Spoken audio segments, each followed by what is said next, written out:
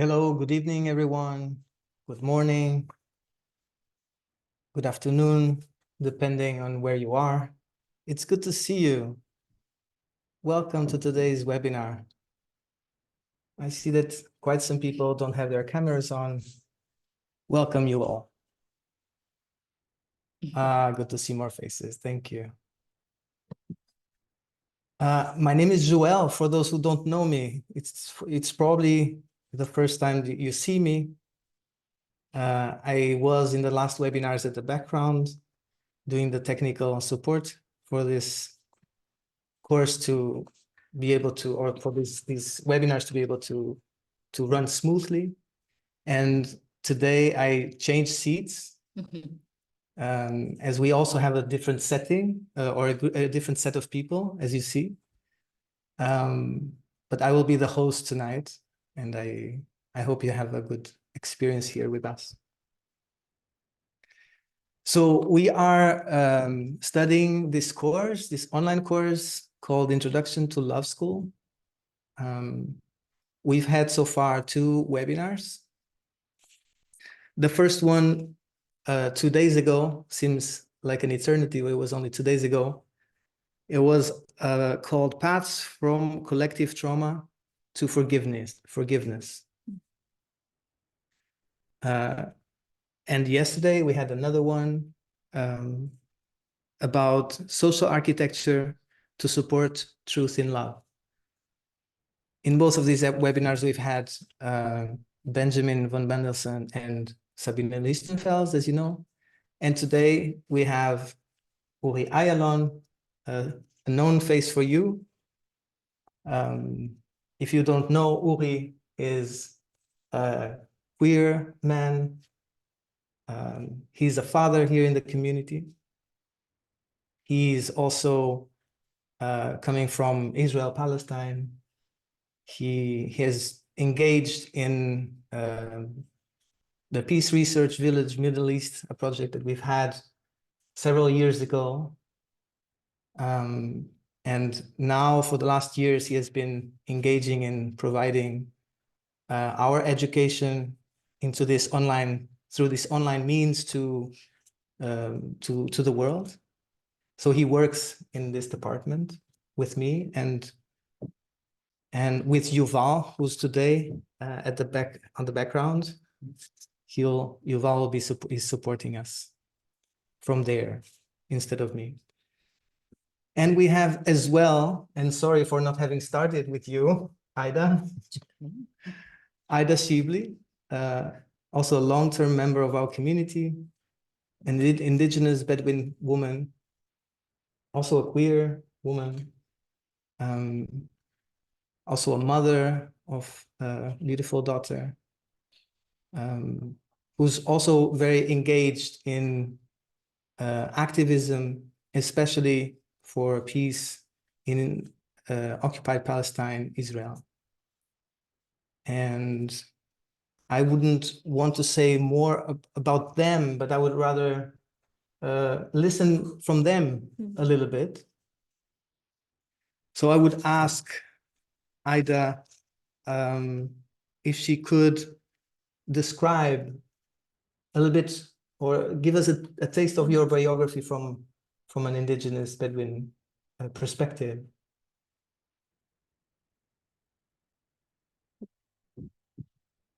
So, hello everybody. I hope you hear me well and can make signs. So I see that the screens are not only frozen with beautiful pictures of people.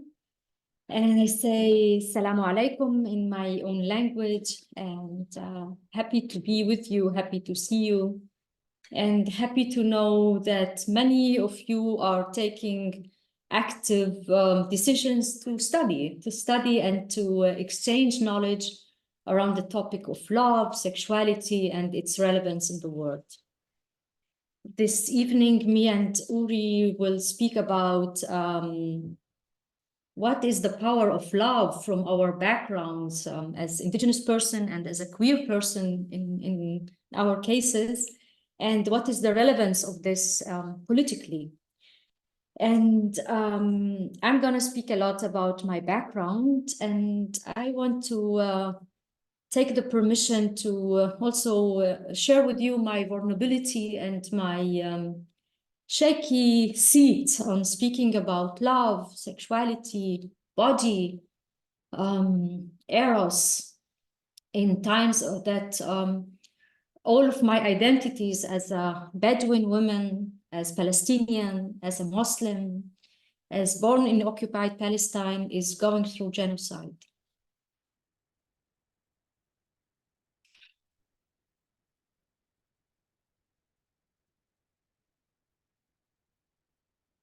Yeah, so it's my big lesson in life to know that all of my identities are actually rejected, and nevertheless, I teach law. And I want to ask your willingness. In my tradition, when we share our compassion to dead people, we take moments again and again for prayer and for silence. And I want to just make it as a short moment. If you are willing, in your own way, take your right hand to your heart.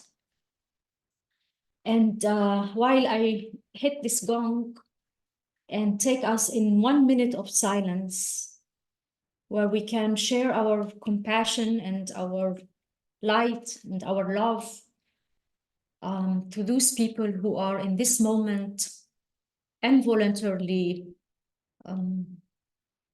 chased from life. And when I hit the gong again, you can come back.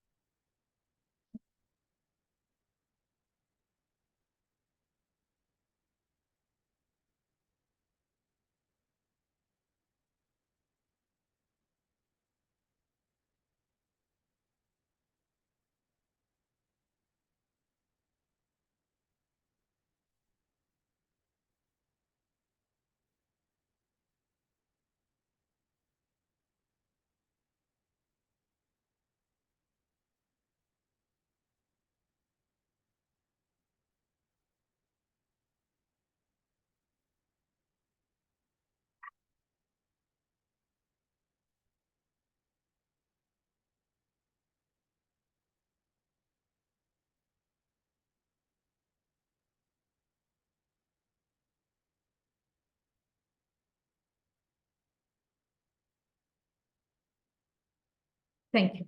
Thank you for your active participation. And I give a prayer that may us and you, creating a space of speaking about love and studying about love, that we can generate in this hour more love and more light.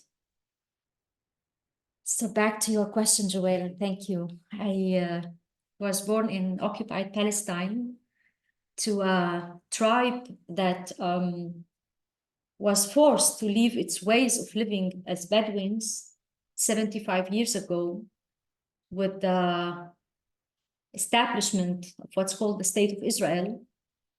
We were forced through the Nakba, through another genocide that happened to my people, to not be nomads. And the essence of being Bedouin, the Bedouins of Palestine, is the lifestyle of being nomads, of being with no possessiveness to material, or let's say more precise, to live as essential and as with the minimum material belongings that can allow you to be free, to fly with the wind, to be traveling and nomad from place to place, following the herds, following life. And where grass would be more abundant in the north, you would go up, and when it's more in the south, you go down, and you travel the land in a free way.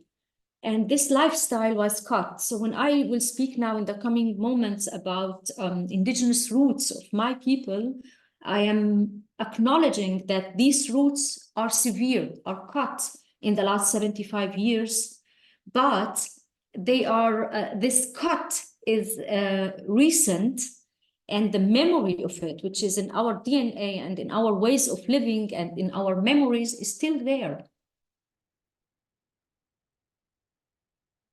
And that's why part of my teaching in the world is inviting especially white people from the global north to seek their own indigenous roots, because we are all indigenous to some part of Mother Earth.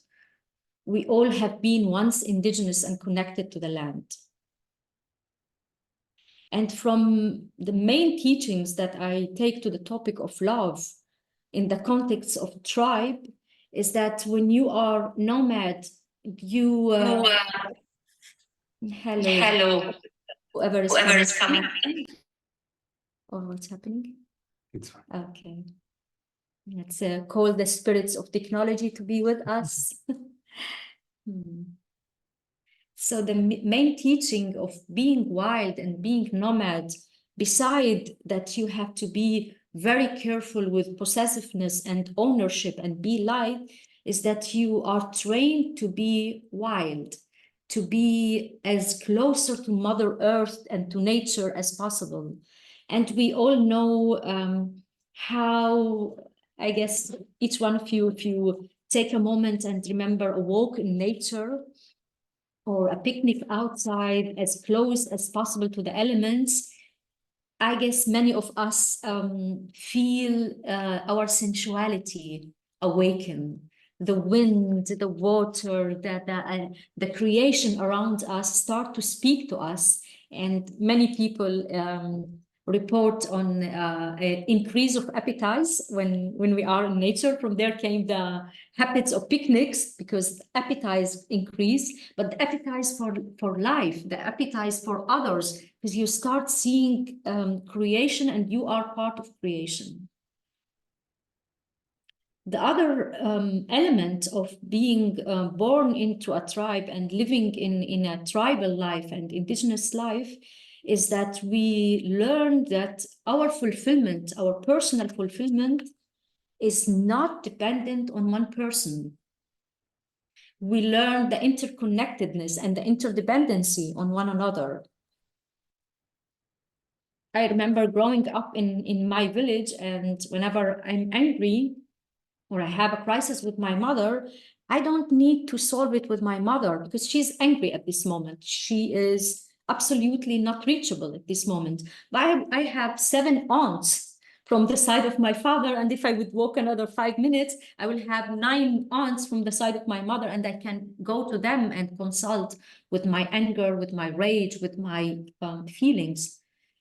And so in the topics of love, whenever we come to difficulties, so I don't solve it with my partner because everything is raging and heated, but there are elders and there are brothers and sisters that I can solve with them, or at least I can vent my emotions with people who are not only random people in my life or friends, which is very beautiful, but these are people who have very critical ties with you and relatives in blood. And when I say relatives in blood, I am trying to point to this place of this dependency and interconnectedness, and also accountability. Accountability in the life of tribal people is that I know that whatever I do, whether it is in my personal life, my love life, my financial life, has an influence on others. So when I face a difficulty, or also when I'm celebrating something, I know that it has an effect.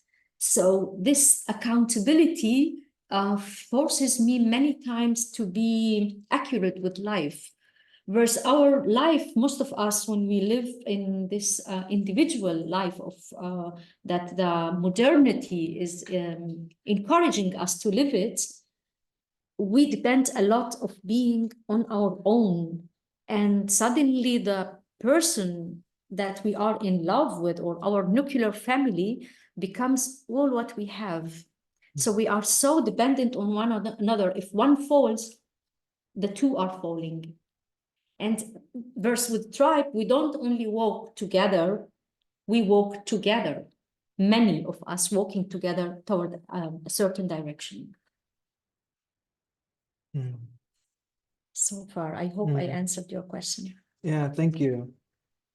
I think it was a beautiful illustration on how your sense of community, of living together with the tribe, is actually a channel for you to address the issues that come up in love. I think this was very visible. And I also especially liked that you said that you are trained to be wild. And this is an expression of the way you connect with nature, with the living world around us. It's a certain access to another dimension of existence, to spirit. Yeah. Yeah. Thank you.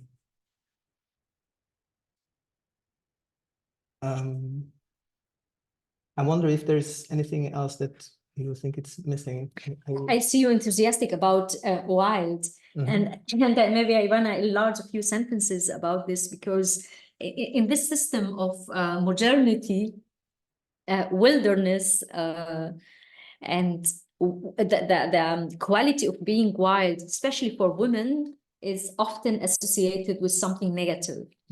And in some alternative scenes, yeah, we want to be wild. We go to erotic spaces and to be wild, but still wild within a very governable frame, I want to say it. And this wild within a governable system, that it might lead us to personal freedom, but not necessarily it leads us to collective liberation. And being wild and connected with Mother Earth, with creation, with our inner voice, with our roots, with our ancestors, leads us to a place where our wilderness is a platform for collective liberation. And that's what I'm seeking in my life and in my teachings. Thank you.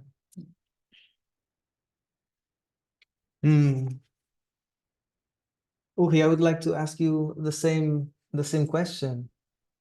Can you share parts of your biography from a queer perspective? First, I want to say Ida started with vulnerability, and I want to say it's more vulnerable to sit here than there. Just the setting, and yeah, I'm invited to bring myself, and I want to say I hear the challenge and I want to go for it.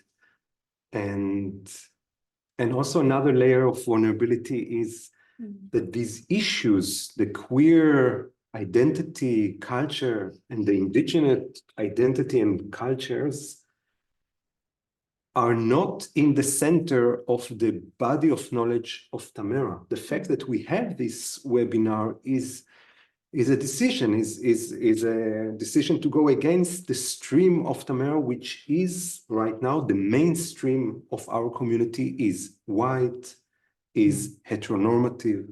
So this webinar is like trying to create space to be pioneers for this. So this is vulnerable to try something new. We don't bring the books of Tamara with us, and it's, yeah, so and just I thought maybe not everyone knows what is queer. Yeah, it's not a term that everyone uses. So I want to say what is queer for me. Queer is an attempt to break through the boxes of identities of straight, gay, lesbian, bi, trans, and also to say that my attraction to men, or the fact that my attraction was not in the way that my parents and my teachers told me how attraction and love needs to be, is also an invitation to ask what new way of love are possible and other ways of love are possible, and also connection to other oppressed minorities in society. So for me, queer, this is the difference between queer to LGBT. And my biography, what to say, I was born in the 90s in Israel, a time of homophobic society. A lot changed since then, but then I didn't have any role models of gay men who are out of the closet. So internet started, I needed to collect, and I have no victim feeling about this time because I love it. I needed to collect, and there was an anarchist scene, and this connecting opened my mind and opened my who I am. So yeah, I collected pieces of my identities and who I am, till the point that in the age of 21, I could tell to my parents, I am gay. This is then was my identity. Now I don't use this term anymore, but queer. They reacted in a very dramatic way. I invited an ambulance to wait under the house of my parents just in case that my father will get a heart attack. So I expected a drama, but it was an even bigger drama from the side of my mother. And yeah, anyway, and they learned to cope with it. They learned to love me as I am. It was a big lesson for them. It was a big lesson for me. And yeah, connecting the sexual identity to anarchist perspective and to activism in this field brought me also to Tamara. And I had the pleasure to be the only gay in the village for the last 16 years. More and more people join, but not enough. And again, this feeling of this experience of being a small minority in a community of 160 people, I can recommend you. I love it. I love to be pioneer. I love to bring new knowledge. And Tamara is established, and it's sometimes it feels a struggle, and for sure I was frustrated for many times. And still, when I see 16 years, what changed in this community with accepting more diversity, with changing the language, with changing how we see love, I'm happy. And still a lot of work to do. So I invite all the queers to come. Maybe this is enough. I'm left with a question.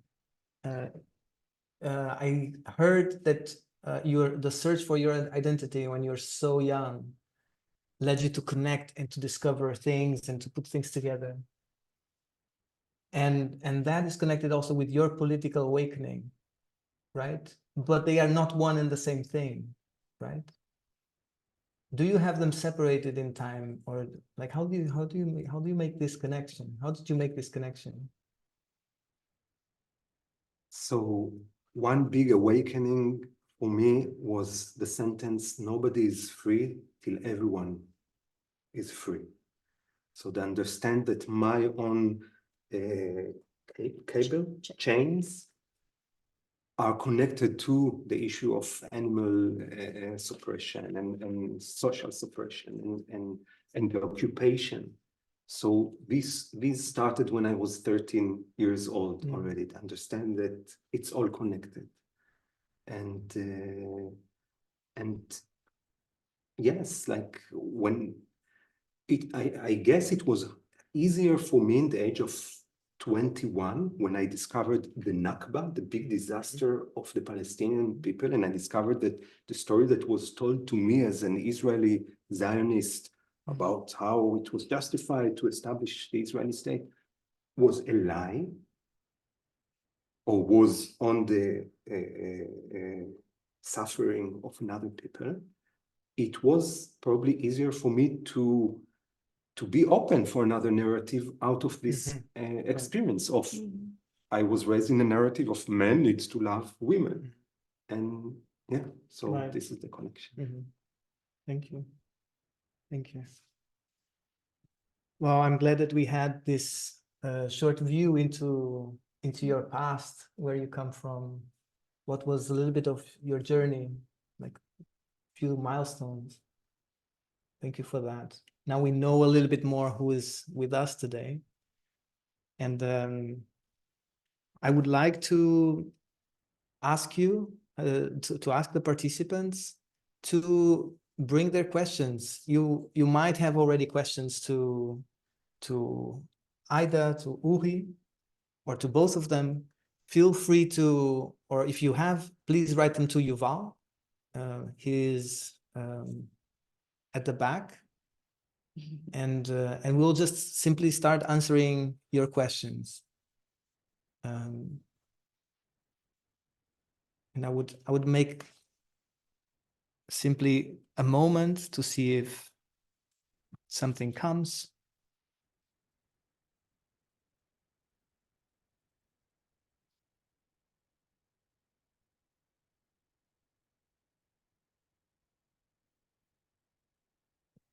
We have a raised hand. Is there someone with a raising hand? David, do you want to ask your question directly then? If that's all right. Go ahead. So it's a cerebral question, but it needs some real experience to energize it. So the cerebral question is that when I was at Tamara, Ida introduced me to this idea of the patriarchy came from humans moving from from moving around to farming, right? From hunter-gatherer to farming. And the sense that I have from my own personal research within me is that the patriarchy is anti-feminine. It only becomes anti-female because women are the physical expression of the feminine. So they are physically oppressed. But the male feminine is suppressed and oppressed as well. And what it appears to me is that the core wound that needs to be addressed is the male feminine. And I've been exploring this for many years. And the other day, I was asking myself, what would happen if I reveal my feminine in its fullness to the world? And immediately, my body was filled with fear. And I've explored this a lot, but this was the next level deeper. I was like, if she was in her full power, and I said, here you are, world, here she is. And it wasn't like fear of public speaking where I would dissociate. I was in my body, and my body said, they're going to kill me. They're going to rape me. They're going to burn me at the stake. I felt myself like I was tied to a stake and that there were twigs and branches under my feet. And what came to me is the sense that this is like, I can't as a man be sensitive to the plight of women and try and support them from the outside. I have to heal this wound within me because it's my feminine that's been abused. And I'm not trying to score victim points. It's just that how can I ever expect anyone else's feminine to be safe if my own isn't? So what I want to know is, how does this relate to the research that you have conducted at Tamara? How much is this a focus of what you do? Because the suppression of the male feminine is so persistent, so it's the wallpaper. It's so obvious that we know it, but it's, men talk about their feelings and they're more sensitive. It's like, it's so much deeper than that. So how does this mesh with your experiences at Tamara? Thank you, David.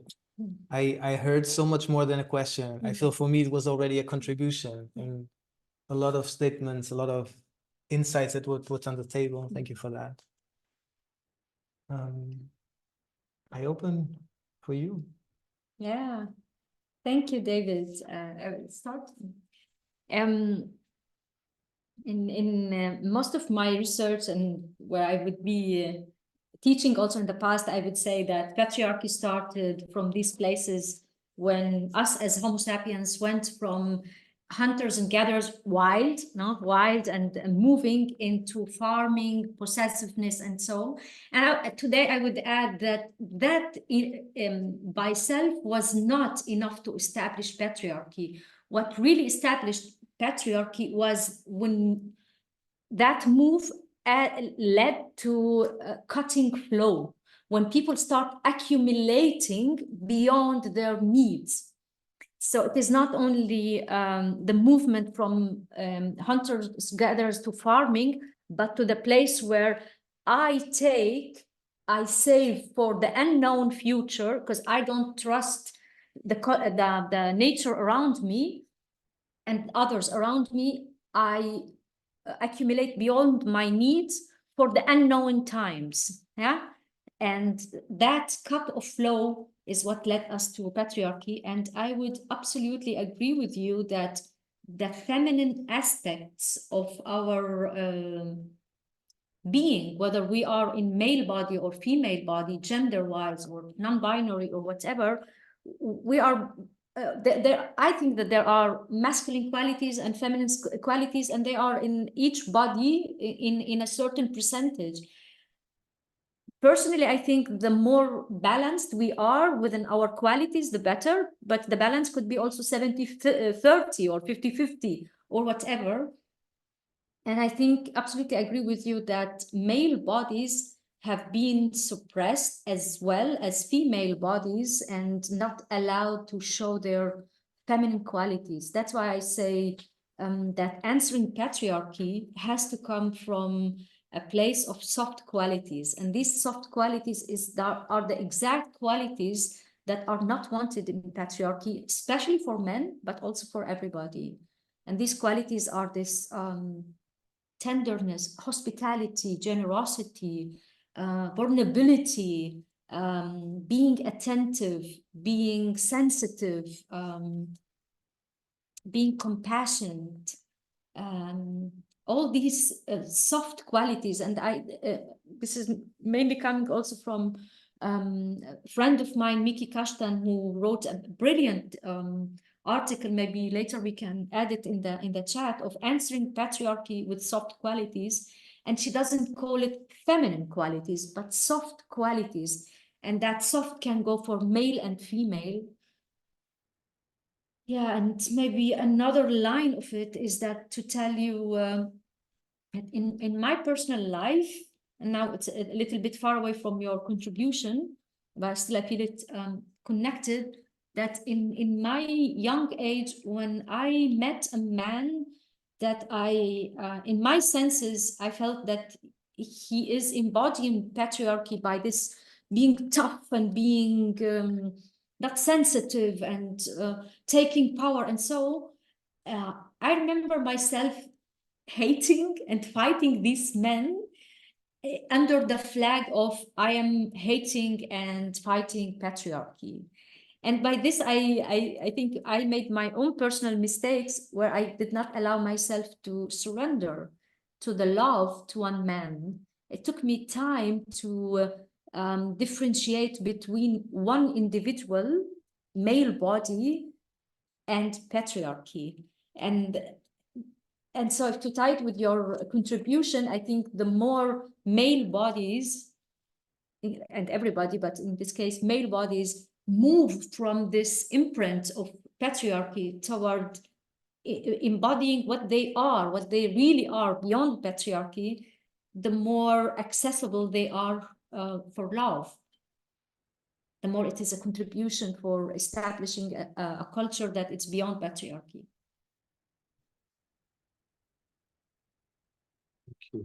Thank you. I want to add two experiences, one from myself and the other one from Tamara. First, thank you for the question and for the research. And for me, I can share 10 years ago, I discovered the Radical Fairies. It's a movement of queers. And in Israel, the language is very much caged with a gender. So even when you say you, you will say different for a man and a woman, for male and female. And in the radical fairies, we were mainly men who love men, and we always talked with each other in a female way. And it was such a liberation step for me. And it's only language, it's only, okay, you, me.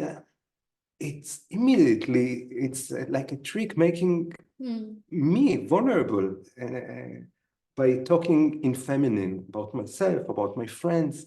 It creates another bubble. And I don't know if it's because of the feminine or because of also breaking the habit of men talking with each other in a man way that puts aside feelings and authenticity. So I recommend you, regardless to queerness, like just to play with it, to see how much the language is putting us in a cage.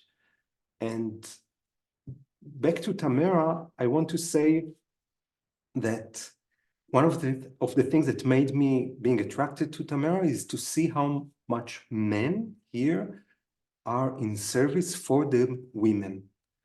I loved it. And I can say I still love it. I find it more easier to sit here supporting Ida than to lead a space and to allow Ida to talk. I find it politically, but also for my heart and for my soul, it fits for men after 5,000 years of patriarchy. 7,000. 7,000 years of patriarchy, to be a bit more silent, to take a bit more step back, and to let the women lead.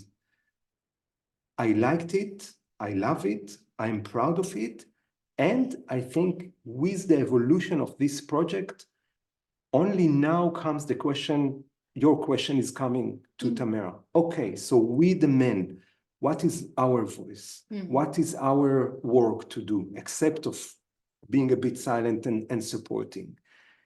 It's still not yet developed, or it's still in the beginning of the research. So I feel this question is very relevant for me, for us here. So thank you. Thank you, appreciate it. I could easily give you 5 follow-up questions, but I'll leave it there for now. Thanks heaps. Okay, thank you, David. Hopefully there's more opportunities for you to bring your questions. I would like to ask Adriana to ask her question. Thank you so much. I'm going just to pin you so I see everybody. And my question has evolved already with your participations and with David's question. And I want to acknowledge, first of all, that it has been very recently that I came across one of your talks, Aida, at the Somatic Institute for Women. And and I was so resonating with your words that even happier I was when I realized you were at Tamara, which I have been following. So it's like, oh, two in the same bunch. So that's how I am here. And you said there were 2 things that you said there that it's now very present to me, which was this calling for the white women to also connect with our ancestors, rather than looking for the ancestors in other ethnicities, and to step into our power. You also mentioned something that was very emotional for me, the suffering that men have felt during the witch hunting. And these men were not able to do anything. And that had me connecting so much for their grief and anger. And that's, in fact, when I realized that, okay, we are really doing this for everybody. So one of the things that I bring today here in this this question, as we speak about Indigenous and queer identities, is I understand that we are at a stage where we miss, like Yuri said, we miss the presence of others who identify similarly to us. And I have been in positions where I normally come across as very straight, very female, very feminine, and my queerness has been very much personal. And so I stepped into, because of my work, I stepped into spaces where we are typically, people are queer. So they feel free. So it's a bit different than what has been shared here. They feel free to be queer. And I noticed that I would feel a little bit intimidated to express not just my queerness, because I didn't want to be like seen as, oh, I'm just joining, I'm the cool girl or the cool person. But also I felt a little bit intimidated, well, I should stay back with my non-queerness, with my heterosexuality, with my female. So it was so confusing, and that brought me a concern for the future, that is, how can we go through this stage where we need more numbers, more people identifying themselves exactly as they are, without leaving some of the groups behind? How can we bring everybody? Because I find myself waiting for the queer movement, for everybody to identify themselves authentically, so that one day we can actually not be judging each other.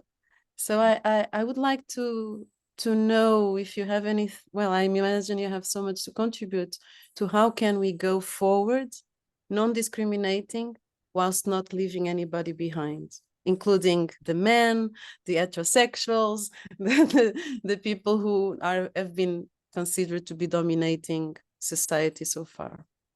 And thank you so much. It's beautiful to be here. Thank you. Thank you. You start? Thank you for the question. It touches a very core issue for this webinar, I feel, which is respecting the identities and creating a culture beyond identities. And I think this is something that Ida and me are working on since we are in contact with Tamara, coming with our identities, Israeli, Palestinian, our politics, coming to a place that believes in world without borders, without states, without history in a way, a world that is focused on utopia, on creating a new future. And it's a real dance, it's real balance of respecting the identities and learning from them and not putting them aside, especially as minorities, especially as carriers of diamonds in a society of putting to rubbish the diamonds.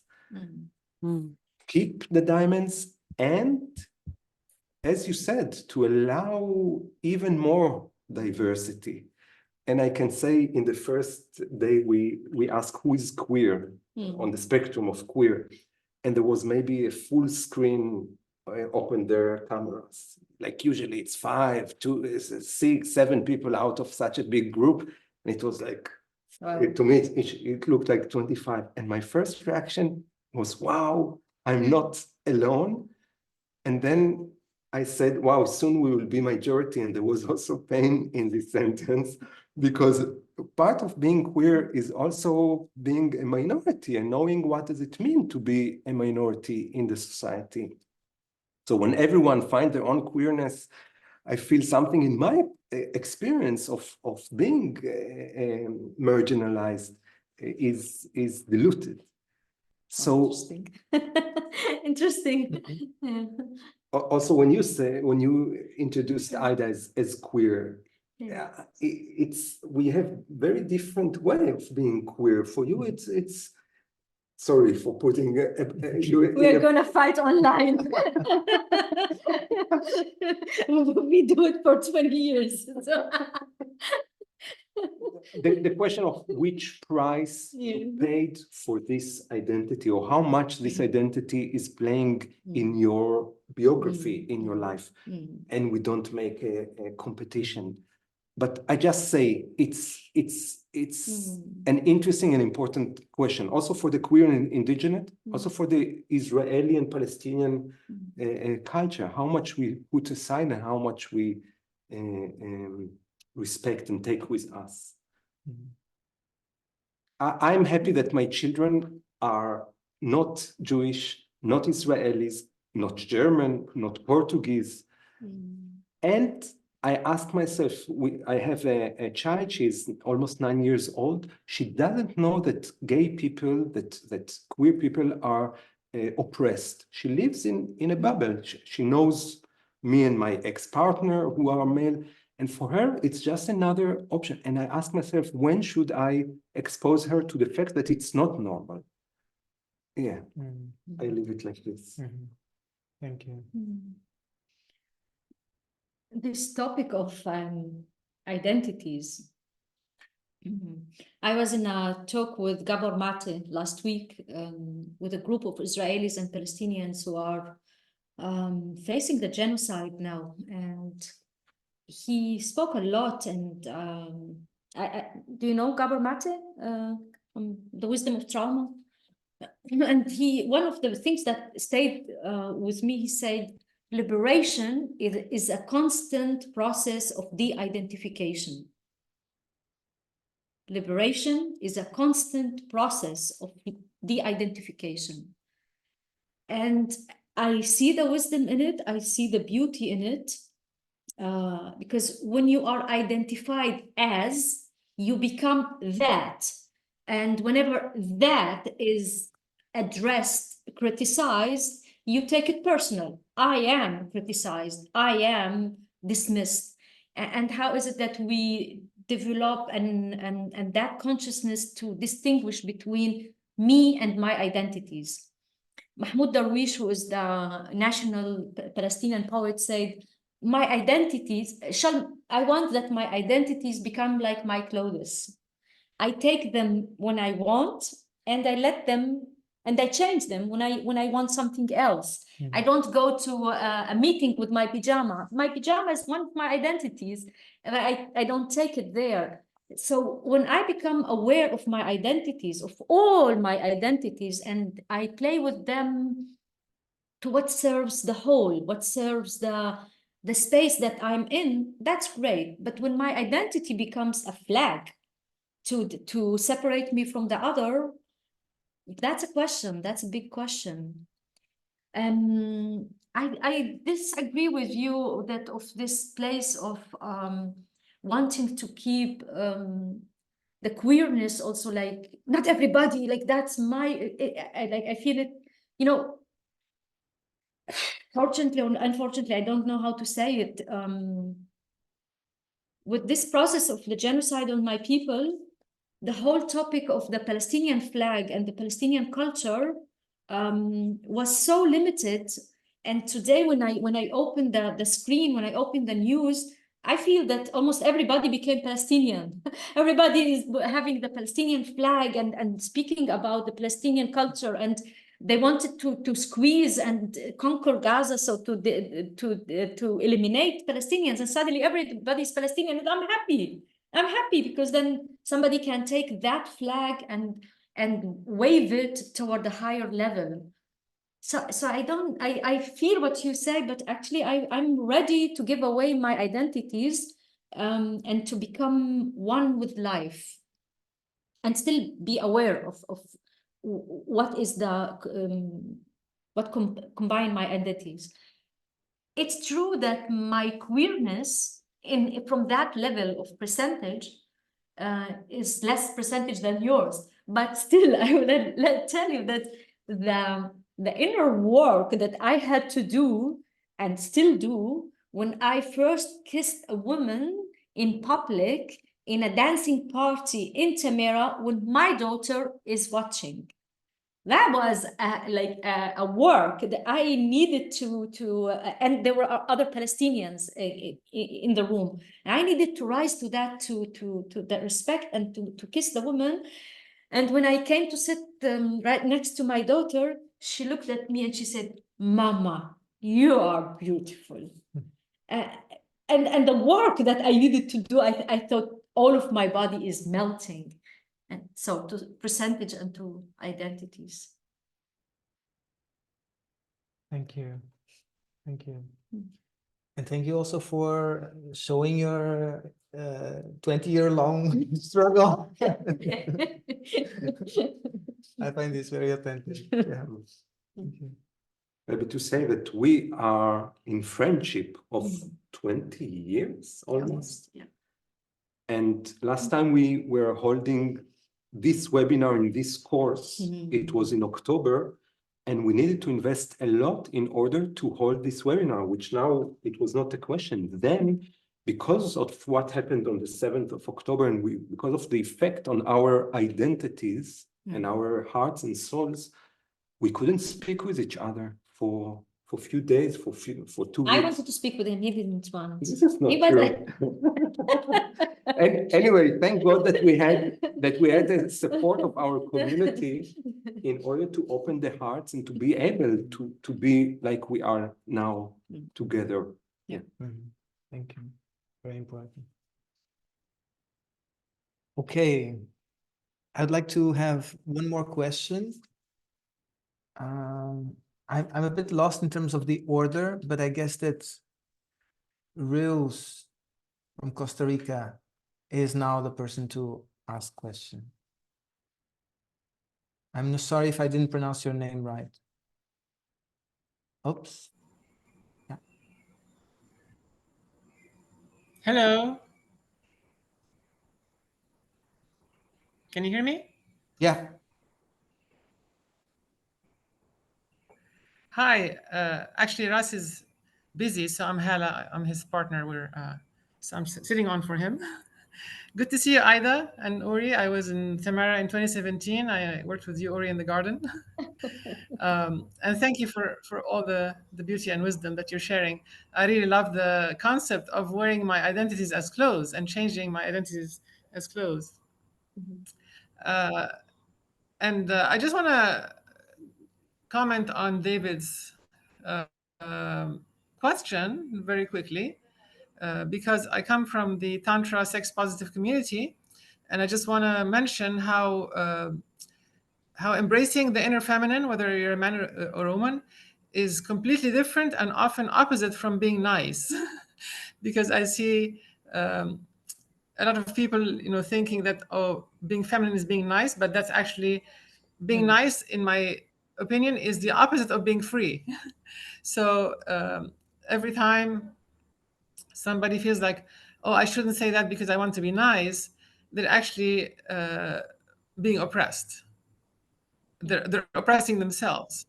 And being in touch with the inner feminine, whether you're in a male or female body, is really being with your wild, authentic animal. Like being like, for a man, for example, for a hetero man, for example, being in touch with his feminine inside, with his feminine side, can look like expressing his sexuality in a free way, just slowing down a little bit. So I just want to mention that and highlight it, because it's a very common theme that I see a lot, especially in the US. And thank you so much. Good to see you, Hala. Great to see you too, حبيبتي. حبيبتي.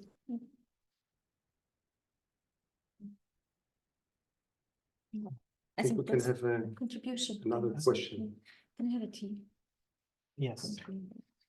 So I would like to invite Laila then for the next question.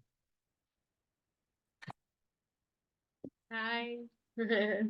Salam.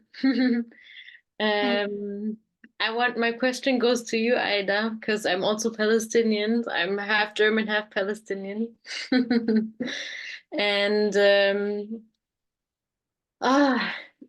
for me, it's so hard for me to Laila, if tears are there, don't try to hold them.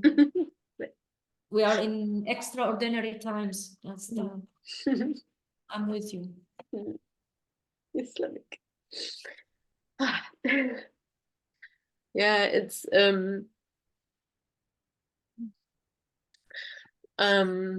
I'm trying to have a more open look on my relationship, and at times I feel very jealous, and I feel in my heart is like I have this I know there's also this version of myself, very open, very generous and relaxed, but I feel often like there are the limits of my upbringing are there, and I find it like so hard to overcome them, or to also to be in touch with it and to accept them, also to see them and accept them. And like I always have this view of myself, I should be better and I should be more open and more, but then I feel all these limitations, and yeah, and I just don't know how to meet myself there. Yeah. And I wondered how your way was. Yeah. Shukran. Shukran, Lily. Yeah. Thank you for your vulnerability and authenticity. And I know this this gap and this pressure to that we should and we must and you should have been, and after all these years and after all these experiences and after so many years living in the project and you are still. And I would say that the shoulds and you should and you have to, so much comes from patriarchy, from pressure. The other thing is that my heart goes to all of you, all of us who try as individuals to model the new in an environment that it's still so connected with the old. And as Uri spoke about this pioneering, it is still easy for us to pioneer in a land, in a fertile land that is welcoming pioneering. And it is so difficult to live in the mouth of the beast of capitalism and modernity, where possessiveness and individualism and ownership is so demanded. And then you want to be a free spirit out of jealousy, out of demand, out of dependency. I would say take a bit of patience, a bit of compassion to yourself, a bit of tenderness. There's a gap. Also, I want to say and make it very very direct and very vulnerable. I don't know many of you, and now I'm sharing something very fresh and very personal. I'm also living in this project almost 20 years. I know, living here 17, but know the project 20 years.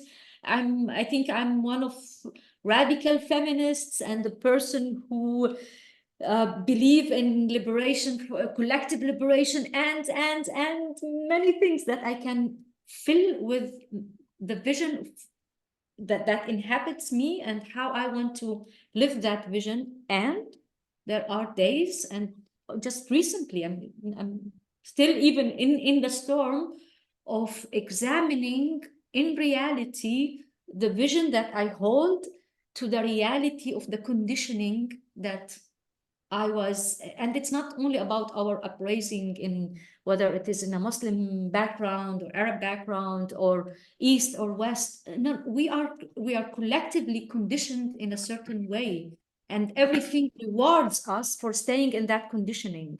And so recently I'm with my changing into menopausa, and so I'm feeling that I'm in a set of needs and wishes that I didn't have 5 years ago, and in a set of demands toward my partner that I didn't have 5 years ago.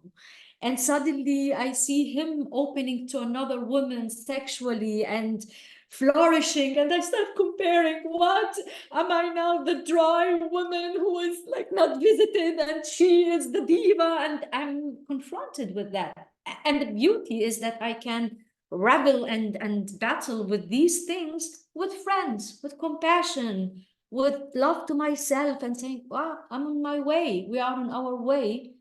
And being in the city where you are condemned and pushed to be something that you are not yet. So important that we don't squeeze our soul to an experience that we don't have it yet in all of ourselves and follow an ideology. I want to be free, although I don't feel it. Just to be attentive. And that's why I will go back to what I spoke in the beginning. When you are out in nature with Mother Earth, you can't be out of the present moment. You have to be present. You can't be somewhere else. So it's and you have to be with your abilities, with your authentic capacities. You can't be with ideology when you are out with nature, with really facing Mother Earth. But when we are in classrooms and forcing ourselves into ideology, I'm afraid that sometimes we push ourselves to experiences that harm, that not yet, the conditions are not yet. And in these cases, to mourn, to cry tears of compassion that it's not yet. That's my vision. That's my reality. That gap, I mourn it with authenticity. And in the same time, and by this I want to finish, I create for myself a strategy, a pathway. How do I want to reach my vision? But within capacity, within truth, not forcing. Forcing is patriarchy. Forcing is not us. Is not what is needed to answer the needs of the world today. Thank you. Thank you very much, Aida. I especially like the fact that, for me, the fact that you brought yourself fully with a lot of vulnerability with this personal story. And for me, this is a contribution to strip the projections that we have. We are through. We're through. We know everything. We know how to deal with, and I find that this is important to this message also passes on to the people who are interested in our work. Thank you. Do you have anything to add, Owen? No? Oh, I just acknowledge that it's 1 hour. Yeah. So maybe we take a break. Yes. So we would like to take a break, but we want you to take a break already a little bit resourced, right? So I would like to invite you to first to make a little bit of a stretch. Maybe you have been in the same position for a long time, right? Looking at this tiny screen in front of yourselves. And it's time to let our bodies move a little bit to the left, to the right, twisting it,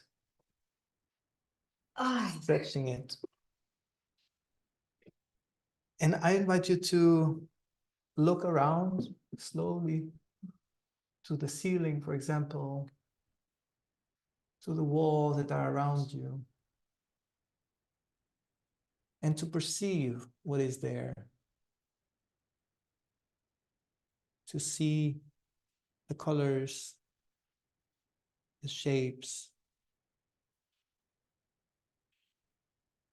Maybe you can identify the textures. To look behind you and to do it slowly. Identifying the windows, if there are any, hopefully there are many, the doors, places that would be useful if there were a threat in the space. So a way to calm us down, to relax, to help our nervous system regulate. So with this, I thank you very much for being here with us. And I would like to send us off for a little 5-minute break. I want to ask you, Val, to put this song from Gabriel. While we have a break, you might want to listen to this song. You might not. Take your time, do what you need to do, and we are back in around 5 minutes. See you soon. 4 minutes. 4 or 5 minutes.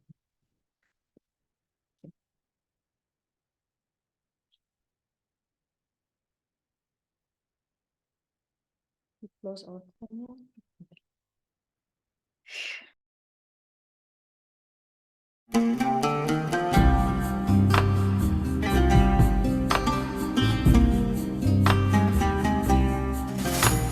Solo le pido a Dios que la guerra no me sea indiferente.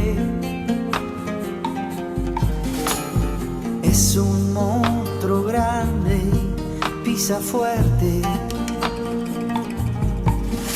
toda la pobre inocencia de la gente.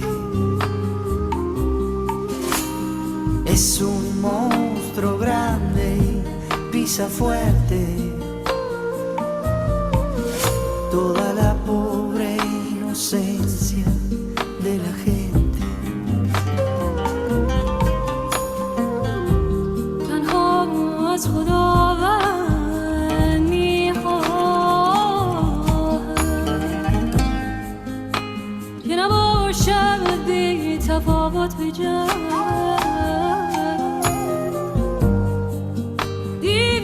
بزرگ که میکوبند همچنان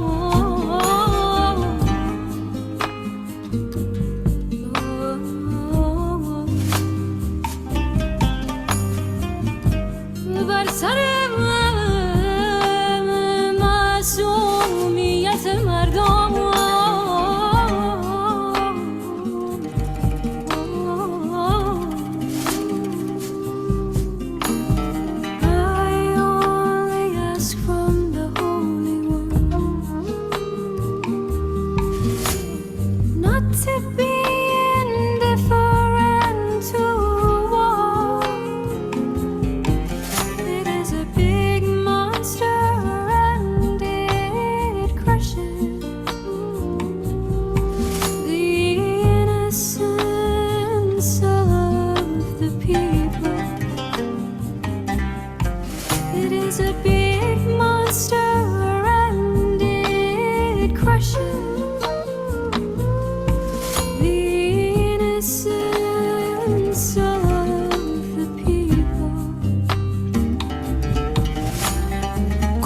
שאבקש אלוהים לא להיות אדיש למלחמה היא מפלצת כל כך ענקית שדורסת את התמימות האנושית מפלצת כל כך ענקית שדורסת את התמימות האנושית بیا تا قدر هم دیگر بدانی که تا ناگه ز یکدیگر نمانی شما من آمین ای مومن یقین شو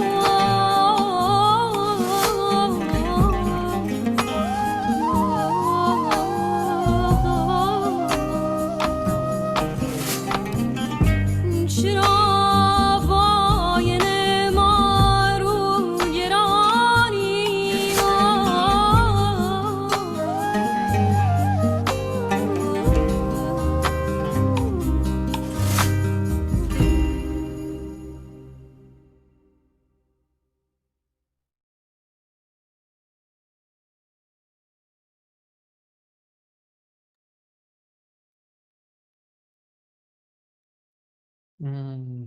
Hello again.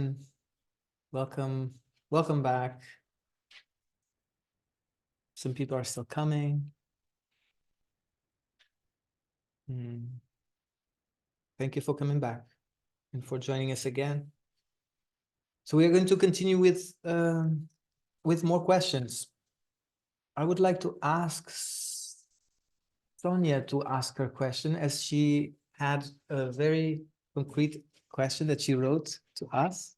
And I didn't pick it up before, but I think now would be a good moment. Sonia, if you still have that question. Yes. Hi. Aida, right? Is that your name? Aida. Aida. Okay, Aida. just to get the names because we don't see them on the screen. And Uri, obviously, we have seen each other already. So I have actually a question for you, Uri. I am somewhat familiar to the word queer, but I am also somewhat a little bit confused, if I might say.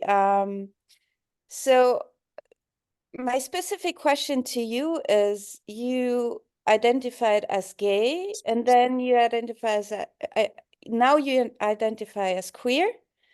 So I would be interested to know the difference, like how you feel there is a difference between the two. And if I recall correctly, actually, you confirmed it again, you have children. So I was interested about this, collection of information that don't seem to fit clearly. Good one. Okay. We'll try to do it brief. For me, gay is a man who is attracted to men. And queer is someone who wants to demolish the walls of identities of who is straight and who is gay and who is bi. So this is one different I see, and the other one is queer also brings a political aspect to my sexual orientation. Queer also says being gay doesn't mean I want to be like the straight people and to have a family in the normal way and to go to army like all the normal people and to have a car and an apartment like all the normal. I want to change what is normal. Okay. And parenthood. So I have 3 children. And I love mainly men, and I also love women. When I came to Tamara almost 20 years ago, I came after being only with men for many years. And actually, my research question in love and sexuality was, can I open again for women? And Tamara gave a beautiful space, safe space for me as a gay man to start and build trust again with women and to research my own attractions and openness with women. And out of this came a child. Yeah, out of a research between my body to another a female body came a child. And the mother of my child had another partner in this time. And he was happy to become a father. And this is how, and he was happy that she had sex with another man. And this is how we became a family of 2 men and a woman. Yeah, the other man is not gay. He was not in relationship with me, but they separated and he's still a father of my child. The story continued. And a few years after, I decided to become a father again with a friend of mine and a woman friend. And we didn't have a romantic relationship, but we wanted to become parents together. We became parents together. We raised the child. It's a very intimate story, and it's beautiful because it involves Yuval, who's now behind the other camera. Yeah, I actually asked Yuval. I hope it is not too personal. No, it's all fine. It's all fine. When the child was half-year old, we were in the house of Yuval in Israel, all of us together, me, the mother, and Yuval. And I looked to the photo of his cousin on the frigidaire, And I said, she is so similar to our child. Yeah. Mhm. And this led to the fact that we discovered that I'm not the biological father, and actually Yuval is the biological father. Mhm. Yuval, who was a partner of my friend with whom I became parent, he is the biological father. And in the age of a half-year-old, my child won another father, gained another father. So our You child stayed as a father to that child. fully. Yeah. She's not my biological father, my biological child, but she is my beloved daughter. Mhm.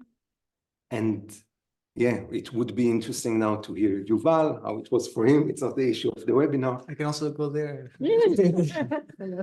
I just will conclude the story that we wanted to become parents again, me and my friend. Yeah. And actually we search for another father because I believe as many parents as possible, it's good for the child, for the parent. So we offered my boyfriend, my partner, my man partner to become a father together. And I didn't care who is the biological. Anyway, he refused. We offered the boyfriend of the mother of the child, her partner, we offered him to be a father. He refused. So my third child has only one father, and only in the old-fashioned way of only two parents, man and a woman.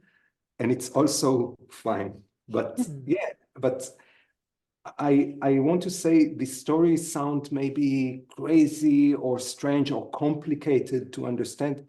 I want to say that for my experience, it's not complicated. My experience is as diverse and big the family container is, it's better. It's a bigger vessel for love. So this is my experience. Thank you, Yuri. And actually, I like the fact that you said that because it kind of links to the discussion we had yesterday about the fear of women to be alone with a child and be vulnerable about it. So you turn the whole story around and say, let's just get all together and become friends / lovers / but parents, that stays. And that's beautiful.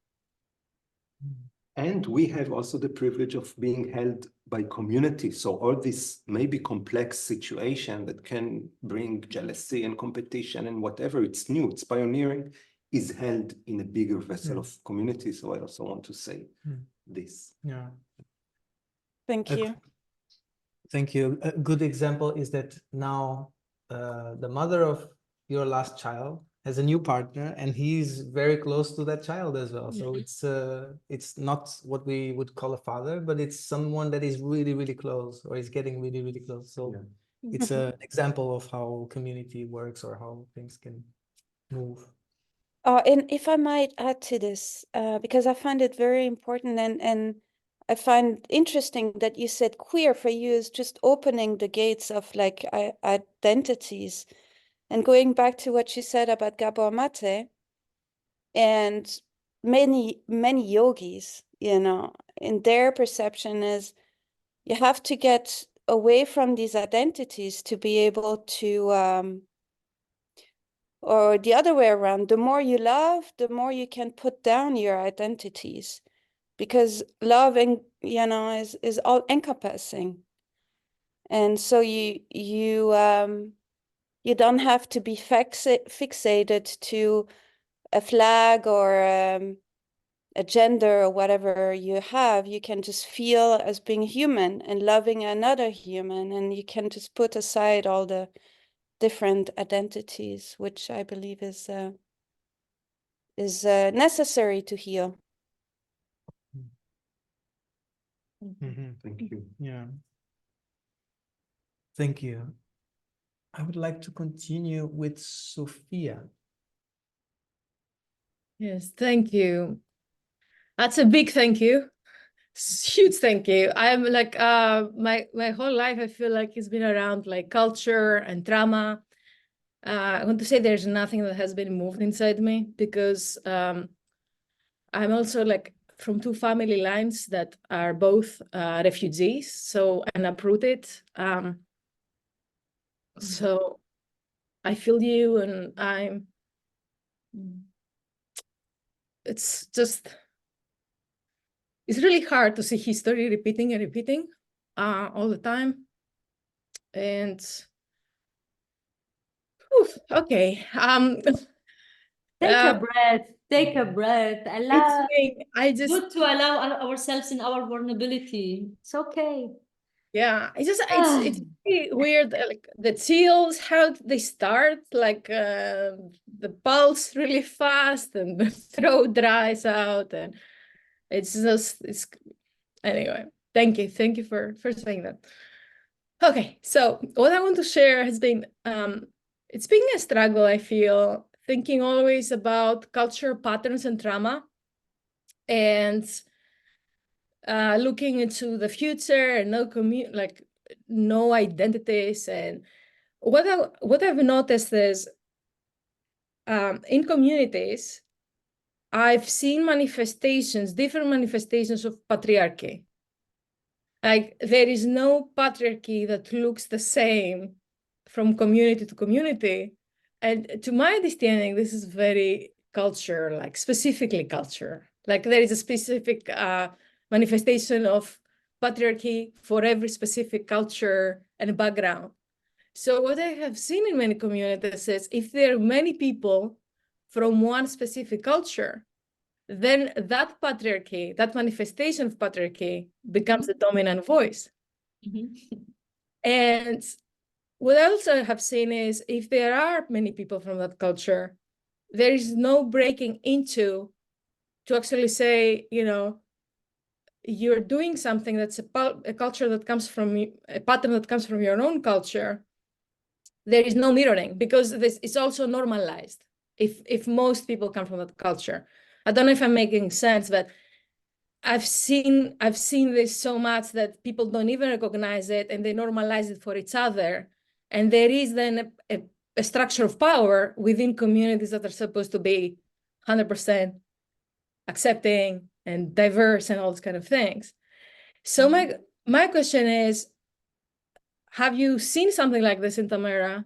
One or two cultures being more in power, so to speak, and dominating or silencing, consciously, subconsciously, I don't know. And if yes, what do you do with that? Because to me, this idea of I don't believe in identities or I've left them behind sounds a little bit like what people in the United States, they say, I don't see color. Like, I don't think you cannot see culture. I don't think you cannot see where people come from. I don't think if you're traumatized 5 generations behind, you can just say, no, I'm an international person. Because it's inside us, Anyway, those are like lifelong questions I have. I would love to hear, if you have any thoughts on that. Because to me, it seems like specific cultural patterns need to be healed within communities that recognize each other as Italian trauma needs to be healed within Italy, Greece within Greece, etc., before we say, okay, that's an international community. I just threw some random cultures there. Release. What is your background? Actually, when you say from refugee? Yeah, I'm a refugee. One side is from Asia Minor, from Smyrna. From Smyrna, Asia Minor. Where is now? Yeah, where is now Smyrna, Turkey? And and the other side, I'm from Cyprus. I was from Famagusta, and we're now in the south. But also my grandfather has been missing since 1974. So we lived with ambiguous loss, my whole life. So, which is something that has no closure also. But to me, I have seen the ways of being male and keeping that system. I think I got your point. I just was curious about your background, and but you made really very brilliant observations. I would absolutely agree with them of this place of dominant culture and how this thing that patriarchy is a spectrum.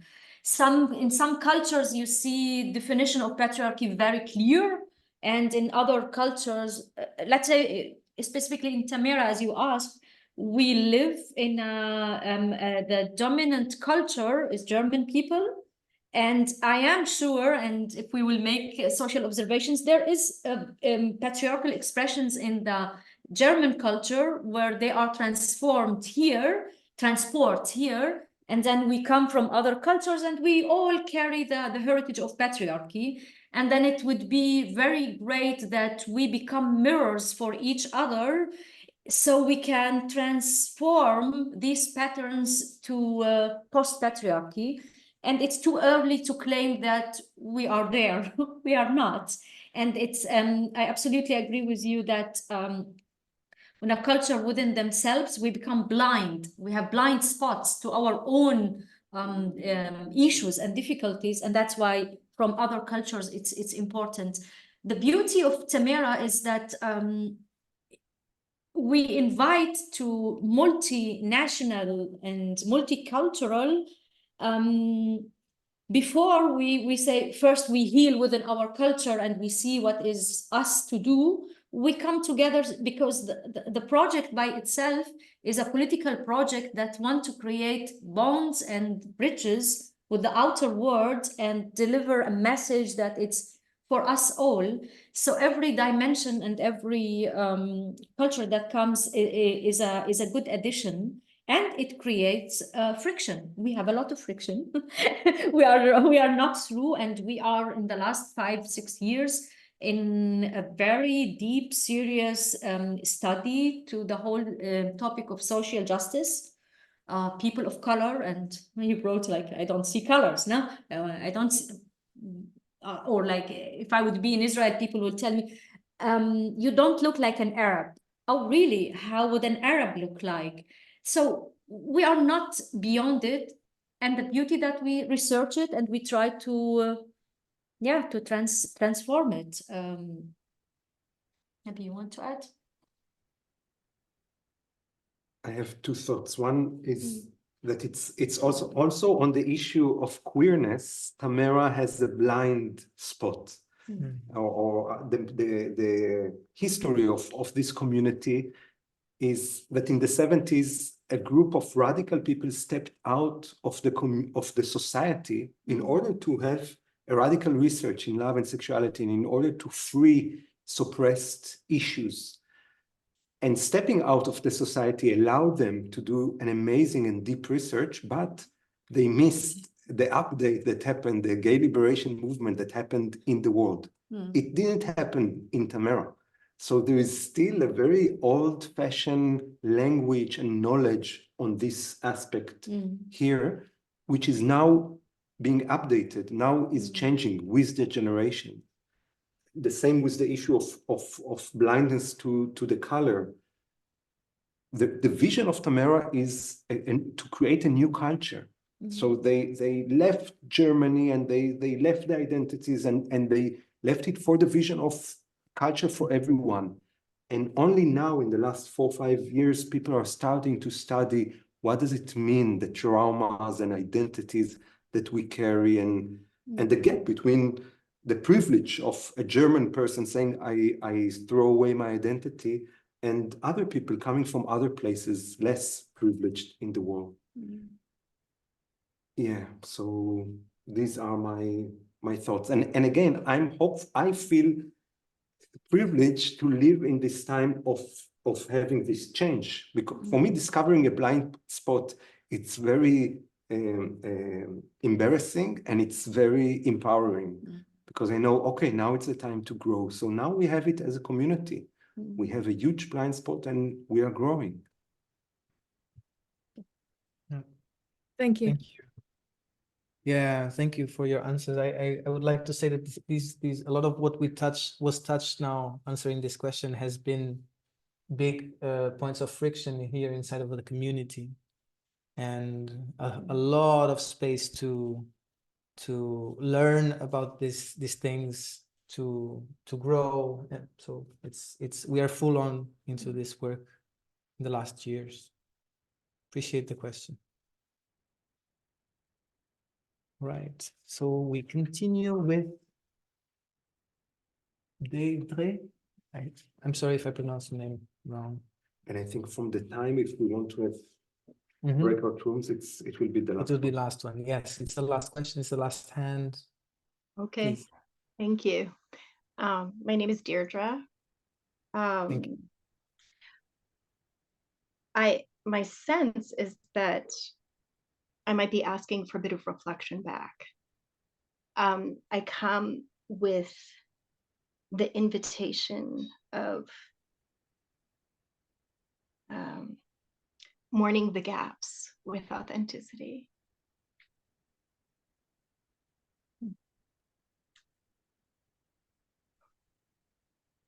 I have two sons. One of whom would identify as bisexual. One who would be open to multiple partners. And I am very supportive and open with both of them. They also, their father comes from Blackfoot people where we live.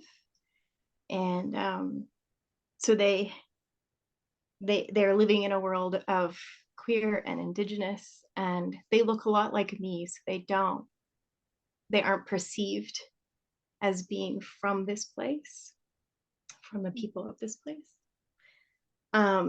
My one son came to the film screening that my partner and I hosted here locally, and his response was surprising to me, and I just had a heartbreak of him saying, "Oh, it's too open, too vulnerable, too many dads," which was for me part of the film. Was there's such beauty in two men speaking so openly about being fathers, which is part of my own. I recognize my own wounds in that area, and also their own traumas growing up, being fairly isolated, and I'm curious about, and I have a desire for hearing of staying with softening ways, as and also not to hide my longings, as I hear my son speaking of potentially joining the military, one of them, which is just terror inside for me.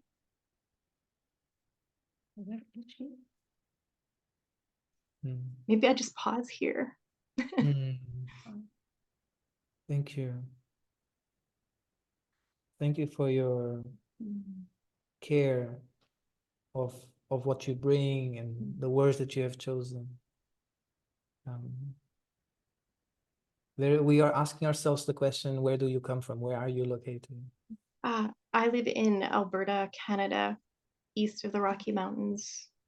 It would be considered, well, there are treaties here and territories being marked, but it would be called Blackfoot territory, or would be some of the original peoples from here.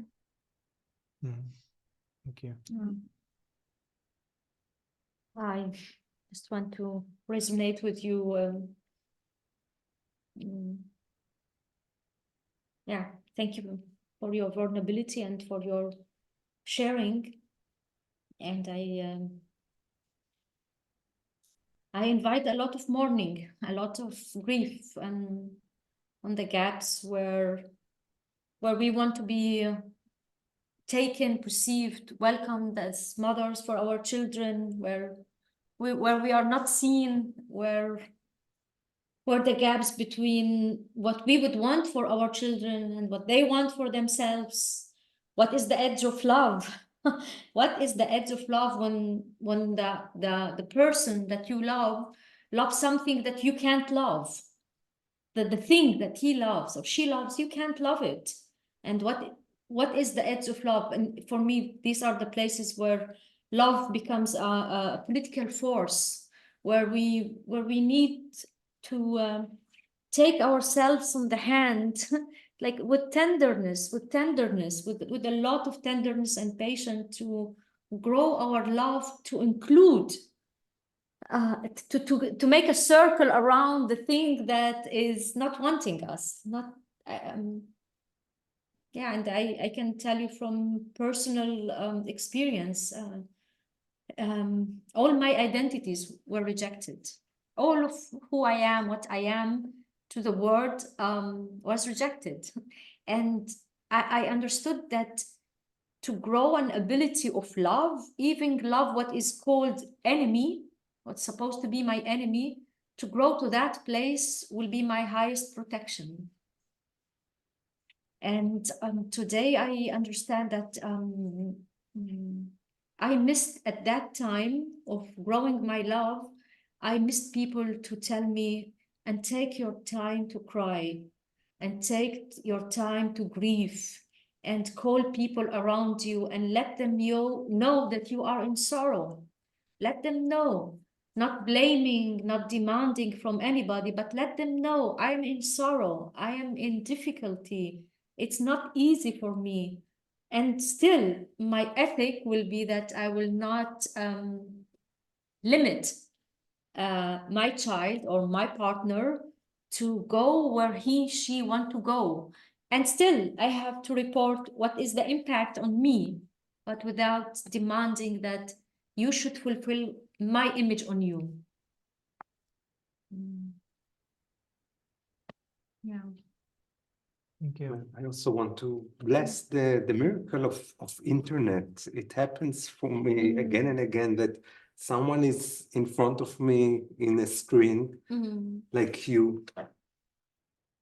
Yeah. Daydream. And yeah, my heart, it feels so connected. And thank you for your sharing. Thank you for bringing yourself. And I want to share, I said I have 3 children. One of them is raised in Israel. He's 14 years old.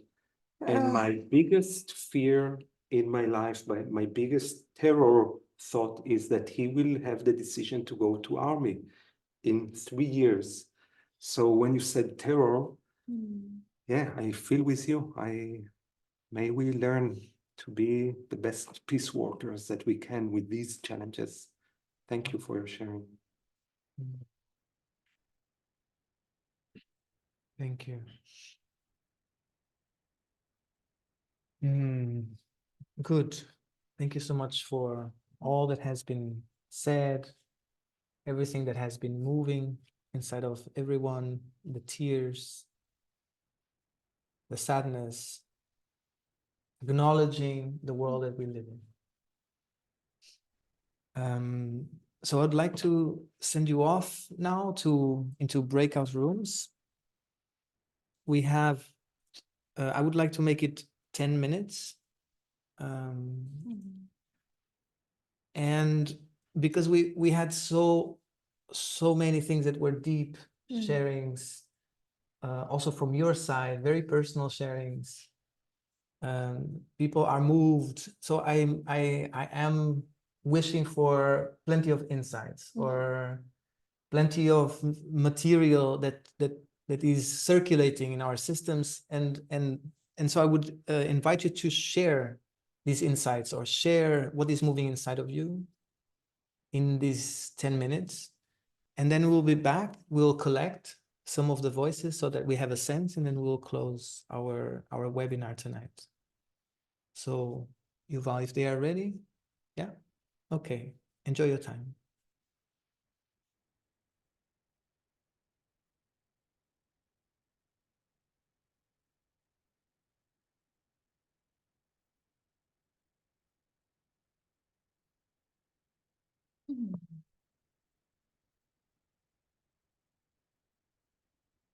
Camera, sound off.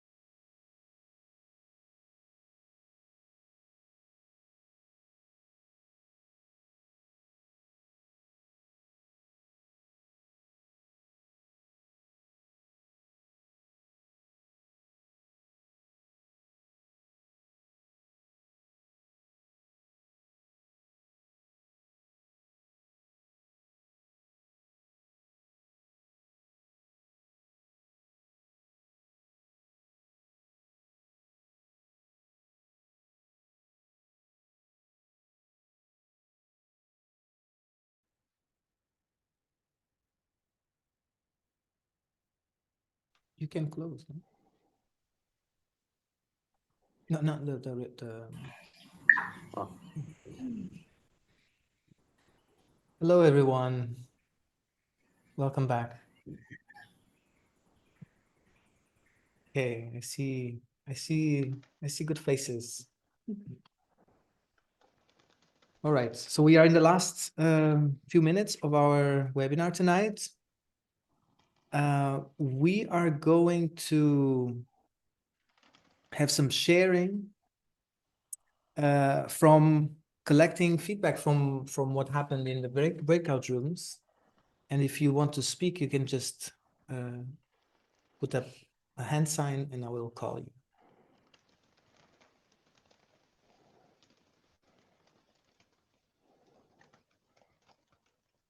It's if something stayed with you that you think it's worth mentioned in the big space, if it was a big insight, this is what we are welcoming. Or if it was something that touched you deeply, this is also welcome. And I see now, I see already two hands. David, you want to start?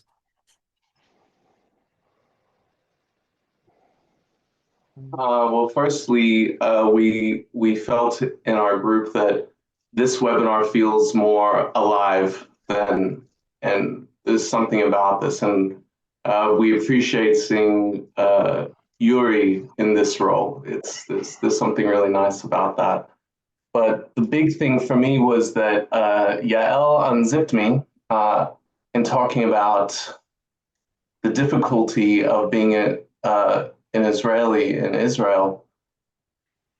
And I'm somebody who was brought up Jewish. I went to a very religious Jewish high school, been to Israel 3 times. I studied at the Technion in Haifa for 6 months. And in Yael's words, I've tried to divorce myself from the Jewish identity.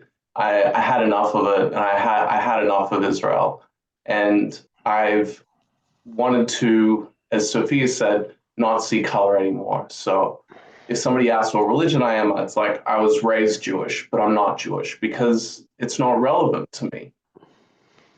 But what Yael is talking about is how can you discern what is your authentic identity that you can't get rid of? And what she made me realize is that I actually fucking care about this balagan, about this mess of Israel, about this thing that I've looked at it so much and I can't see a fucking solution. And it hurts. And I wanted to stop hurting about it. And I just want to say, you know what? There's a lot of shit going on in the world. This is just another thing. Like, why don't I care about all the shit that's happening in China? It doesn't cut me like this. So it's a part of me and I can't divorce from that. And it's really inconvenient. So this was something that I didn't want to face and was brought to my attention. But I really, even though I said damn it and fuck a lot, I really appreciate it. Yeah, so thanks. Thank you.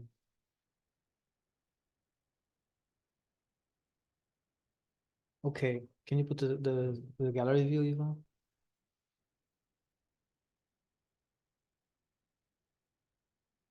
Adriana. Thank you so much. I'm with David sharing, with everybody sharing, and also I don't want to take too much space. One of the things I'm really, really appreciating that I come back from my group and from your reflections is the sense that we are on a path of non-colonization, which makes me very, very happy, because when I see a label like has been mentioned here, I tend to not want to have it placed on me, and I don't want to place it on others. And I also recognize the use of labels. It's very, very handy. They normally convey many practical concepts. So what I'm very, very much appreciating in these 3 webinars, and in particularly today, is the sense that by bringing a discussion around identity, I am feeling that we are challenging the very sense, the very action of labeling people. And I hope that one day, truly, truly, that we have a capacity to look at each other with curiosity, rather than assumptions that makes us feel safe by placing these labels on each other and on ourselves, that one day we feel so safe that we can look at each other with really curiosity for what the uniqueness it is that each of us bring. Because that's exactly what I want to experience, is the uniqueness of everybody. And yes, and my love goes, and my grief is, and my anger and my love is the same proportion for the people of Palestine and of everybody in the world, but specifically today for the people in Gaza. Thank you. Thank you, Adriana.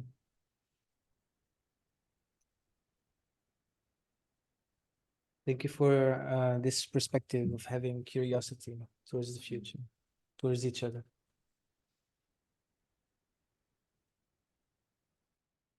I don't see any more hands up. Now there is one more. Shao, do you want to bring? Yes. I was really touched by the idea liberation is a constant process of de-identification. I was really touched by this. I'm from China, and now I'm living in Scotland. In China, identification is somehow compulsory. There's a constant process of reinforcing the very same identification. So you're Chinese. It's so strong, so compulsory. And I noticed there are some Chinese participants in our webinars. And I think because of the time difference, they are not here right now. It's midnight in China. I'd like to say something to my Chinese friends here. So I think we should have the freedom to choose our identity, what kind of Chinese we want to be. There shouldn't be only one answer to this question. There should be a diversity. We could choose, we have freedom to choose what kind of Chinese we'd like to be. Thank you. Thank you. Thank you so much, Shao. Extremely important question, especially in a country with that dimension and with so much diversity. Can you say it in Chinese? 谢谢你，你的 words. I cannot. Yeah, it's speaking fluent Chinese. Mandarin. No, I've been in China for some time, so I speak a little bit. I get a bit shy to be put on the spotlight, and I haven't practiced for a long time. Thank you. So we are finishing. There's a minute to go. Before I leave you, I hope you don't mind to stretch a little bit, because we want to make a poll. I assume that Yuval has it ready. It's about the importance. You will see it. Yuval, you can just put it and people can vote.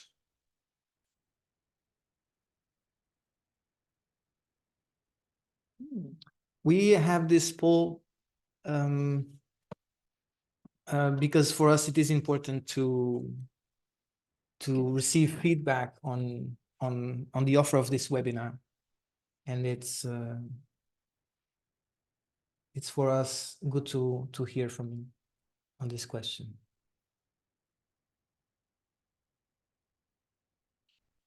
Thank you for answering. You want to share the results, Yuval? We see. Okay. Thank you. And with this, we are going to close. I want to tell you that it was a pleasure to be here on this side. We've had, we are exactly in the middle of this course. We've had some kind of infrastructure, or infrastructure, it's not a very beautiful word, but we've built a foundation for this course in these first 3 webinars. And what is coming next week, it's very juicy, because we are going to speak about jealousy, partnership, intimacy, and also spirituality. So I invite you to take this week to to digest everything that was brought, that you received during this weekend or these 3 days, and prepare yourselves for these issues that are going to come. Thank you so much for coming today, for being here with us. I hope that you can bring home this beautiful feedback that we received from our participants. I'm extremely happy that this webinar went in this way, with so much honoring for your work and for your path. Thank you. Thank you And I for wish, your holding to yeah, it. you're welcome. Thank you. And I wish you a I'm good. sorry, if I just may say one thing, I just find it beautiful that you both work together and are friends. I've been thinking about that throughout the webinar, but it gives us all hope.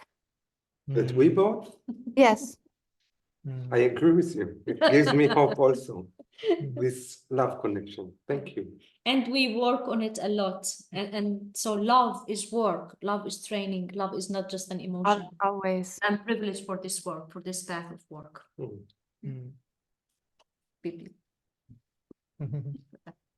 Beautiful.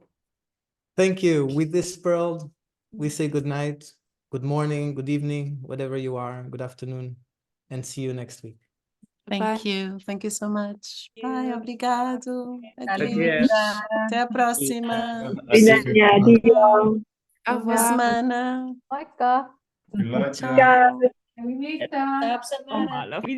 Adeus, adeus. Obrigado. Adeus, obrigado. Tudo bom. Adeus. Blackwell. Hola, Fer. Islamo. Assalame. Ciao, Laila. Bye bye. Good one, guys. It was great tonight.